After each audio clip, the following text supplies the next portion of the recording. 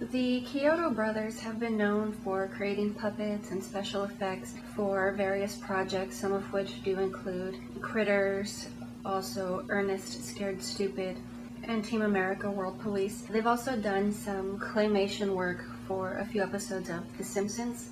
Perhaps one of the better known projects, or one of the better films, which is the only project that they have actually written and produced, is Killer Klowns From Outer Space, which was released in 1988. The film itself does draw from various 50s B-flick inspirations. Some of these do include, very obviously, The Blob, which of course does have the comet heading down to Earth and some alien being coming and consuming Earthlings, which is very much similar to what is going on in this film. Another scene, which is extremely similar to a scene from Invasion of the Body Snatchers, the 1956 version. In the original film, you have people collecting in the town square. They're taking pods home so they can infect people that are coming home to visit for holiday or for weekend. In this film, Killer Klowns, we have a parade scene, which is very reminiscent. Aside from the floats, the streamers, all of the confetti being blown about, we have the cotton candy cocoons, which are being collected on the street. They're being tossed out of windows.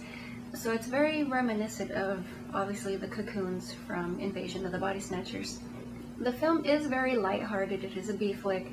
It is somewhat of a horror genre comedy. The aliens do tend to resemble clowns, as well as their weapons. They have these guns which create cotton candy cocoons. You also have pistols which shoot popcorn, which seem very harmless, but after X amount of hours, the popcorn basically just becomes a chomping type creature. The film itself does open up near the top of the world, which is the local makeout hangout for teenagers. Obviously, a young couple becomes curious. They go and they check it out. They first notice a circus tent. After wandering inside, they notice these cocoons. The young man, Mike, pulls off some of the candy to prove to his girlfriend, Debbie, that it is all just harmless, and we discover somewhat of a congealed face which is underneath. Obviously, they become worried. They try to escape, and this is when they are first pursued by the clown, which also happens to use somewhat of a balloon dog in order to help track and pursue the would-be victims. Obviously, they go off to report the incident to the police. They are, of course, laughed at and ignored.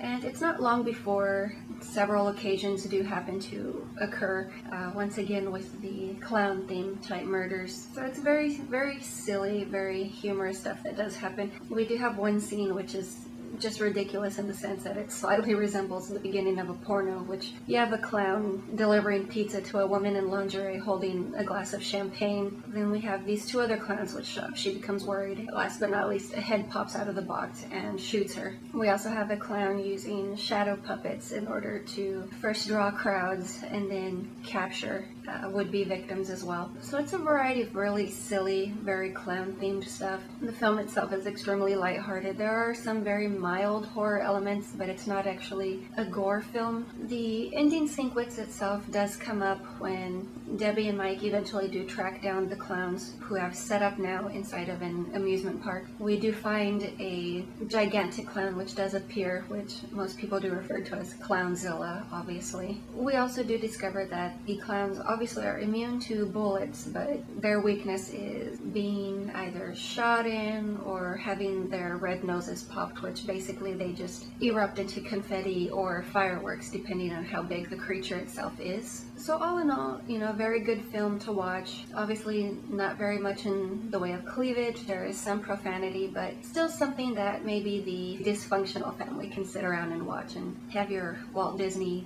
Kodak moment TV time. So for 2013, there has actually been a sequel which has been announced. The film will be in 3D, and very obviously the film will be called Return of the Killer Klowns, which I'm actually kind of hesitant but also looking forward to, just to see what they do happen to do with it. Obviously don't care much for 3D. I think the whole industry's just gone overboard and the whole situation's just ridiculous. Nonetheless, I would like to see the next installment of the Clowns and what they do come up with. That will be all for today, and I will see you when I see you.